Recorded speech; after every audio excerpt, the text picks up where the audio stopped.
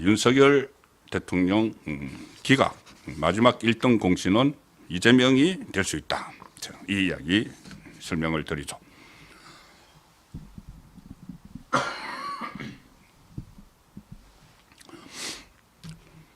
그 전에 이재명과 관련된 오늘 그 검찰의 움직임을 하나 좀 말씀을 드리겠습니다. 뭐냐면은 이재명이 지금 대북 송금 사건 그 재판을 앞두고 있는데 최근에 대북 송금 사건의 재판부에 대해서 재판부 기피 신청을 했죠. 근데 기피 신청을 했는데 그 기피 신청이 각하됐다. 왜냐하면 재판부가 바뀌어버렸기 때문에 의미가 없어졌습니다. 기피 신청. 그때 신진우 부장판사에 대해서 재판을 받지 못 받겠다고 해서 기피 신청을 했는데 그게 각하가 됐고 그 결정문을 좀 이재명 쪽에 그 법원에서 보냈는데 그때 패문부재 해서 뭐 6번 동안 6번이나 이 관련 서류를 받지 않았다. 그래서 또 논란이 됐었죠. 이 각하 판결문을 받지 않았다. 결정문을.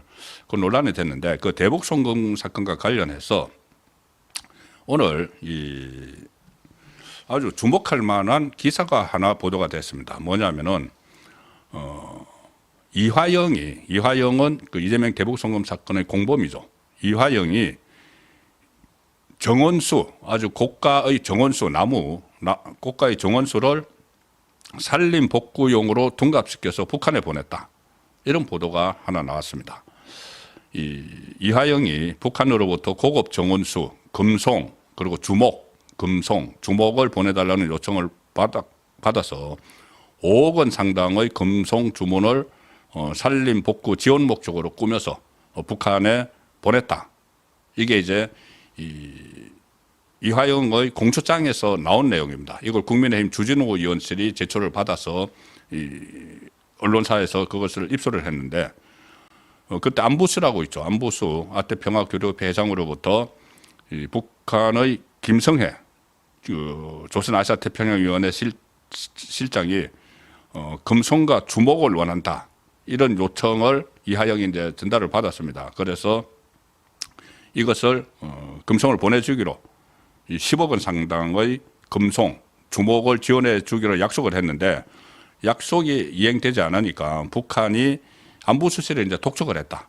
독촉을 하면서 이런 이야기까지 했다고 합니다. 김성애 실장이 이화영 말만 믿고 김정은 위원장에게 추진 계획을 보고했는데 이게 지금 되지 않으니까는 문제가 생겼다. 왜 약속 안 지키느냐. 그 전에도 북한의 스마트팜 사업비를 지원을 하기로 했다가 그 이화영에 가서 지원을 하기로 했는데 이게 그 경기도 의회에서 승인이 안 나고 해서 지원이 안 되니까는 북한 쪽이 막 독촉을 했죠.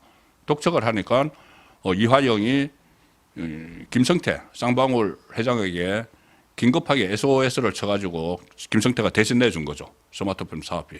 그리고 북한에 가기 위해서 방북 대가를 준 300만 달러, 스마트팜 사업비 500만 달러. 그것도 다 북한이 막 독촉을 하니까 이제 주는 그런 상황이었는데 이것도 약속을 해놓고 안 주니까 아니 이거 김정일 위원장에게까지 다 보고됐는데 이거 어떻게 할 거야 이렇게 됐다는 겁니다. 그래서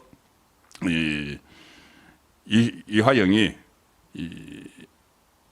그때 신명섭 경기도 평화협력국장이라는 사람이 있죠. 그 사람과 같이 이 김성애를 만나서 금송 그리고 주목 지원 사업을 바로 지원하겠다 이렇게 약속을 했는데 이 금송이라는 것은 주로 이제 정원수 조경수로 많이 심는 거고 이 산림 녹화용이 아니죠. 그런데 이것을 산림 녹화용이라고 해가지고 그 지원을 해달라 이렇게 경기도의 관련 부처에 이렇게 그 요청을 하니까 그 관련 부처에서 금송은 주로 정원수로 많이 심고 산림 녹화용으로 부적합하고 북한 지역에 이 심게 되면은 동해 그러니까 그 얼어버린다는 거죠. 동해를 입을 가능성이 있어서 이 정상적인 생육이 가능할지 여부는 불명확하다.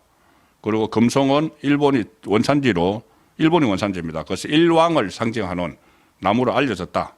그런데 그것을 정원수로 이제 북한에 보내달라고 했는데 북한에서 요구를 했는데 그것을 정원수로 보낼 수는 없으니까 산림 복구용 이렇게 둔갑시켜서 북한에 보냈다. 기사가 오늘 그 대북 송금 사건과 연결된 일이기 때문에 제가 설명을 드렸습니다. 일왕을 상징하는 나무인 금송을 결국은 김정은 쪽에 보냈다. 이런 결과가 나오는 것이죠. 그래서 이런 문제들이 지금 이재명을 둘러싼 여러 가지 유혹들이 여기저기서 막 터져나오는 상황이고, 이런 것이 오늘 단독 보도가 돼서 말씀을 드렸습니다. 그리고 검찰 얘기니까 하나만 더 먼저 말씀을 드리면은, 오늘 또 문다혜 씨가 뇌물수수 피의자로 전환이 됐다. 이런 그 보도도 나왔습니다.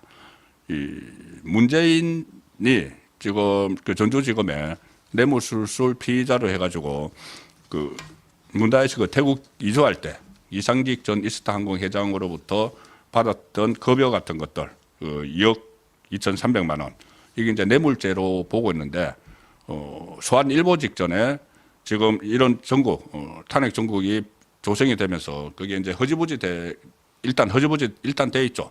물론 다시 수사를 해서 소환을 해야 되겠지만은, 그런데 오늘 검찰이 계속 이 사건을 수사를 해왔다는 겁니다. 해온 과정에서 문다혜 씨를 최근에, 그전에는 이 참고인 조사를 하려고 했죠. 문다혜 씨를 참고인 조사를 하려고 했는데 문다혜 씨가 응하지를 않았습니다. 응하지를 않아서 더 이제 그 수사를 하고, 또 작년에 시민단체가 서울 종로경찰서에 이 문다혜 씨에 대해서 뇌물수수 관련 고발장을 제출했는데, 그것을 이제 전주지검에서 이송을 받았는데, 이송을 받아서 그 내용을 보니까 이게 충분히 혐의점이 있어서 이 피의자로 전환을 했다는 기사도 오늘 떴습니다. 제가 이 검찰에서 나온 기사들을 전해드리는 이 상황입니다.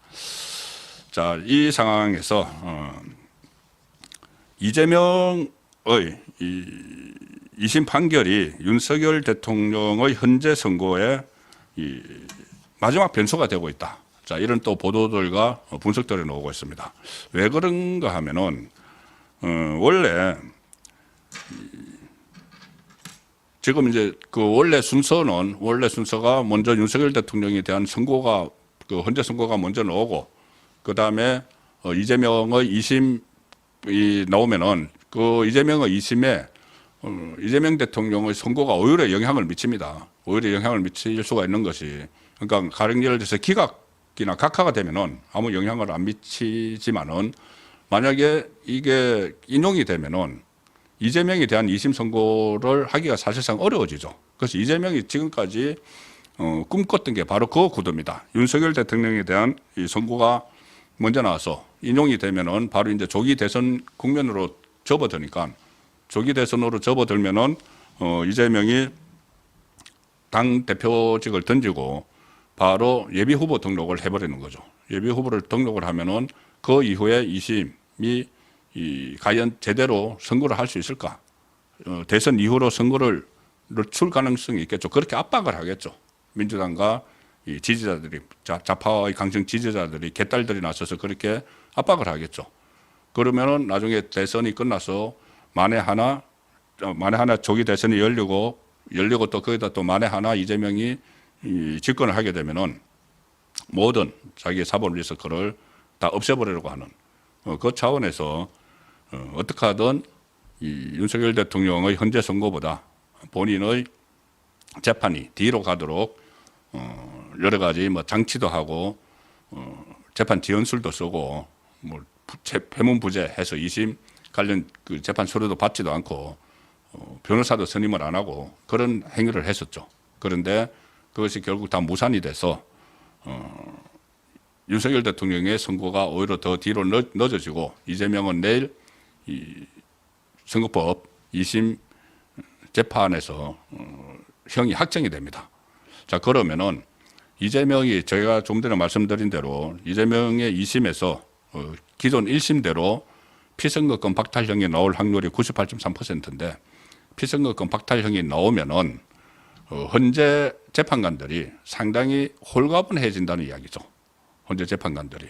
왜냐하면은 이 좌파 성향의 재판관들은 만약에 그 이재명이 근데 윤석열 대통령에 대한 이제 선고를 하게 되면은 이 인용을 해야지, 인용을 해야지 이재명의 뜻대로 지금 이재명과 문영별을 비롯한 이미선, 정계선 이쪽이 거의 뭐 호흡을 맞춰서 내통을 하고 있다고 보면은 이재명의 뜻대로 하려면은 인용을 해서 파면을 해야지 조기 대선이 실시가 되죠. 조기 대선이 실시가 되기 때문에 윤석열 대통령의 선거가 먼저 있으면은 이재명을 의식을 해서 그리고 또 좌파 전체를 전체가 이렇게 그 자기들 주변에 있으니까는 인용 쪽으로 무조건 이제 밀어붙이겠죠. 무조건 밀어붙일 텐데 이게 이 선거가 이제 뒤바뀌었죠.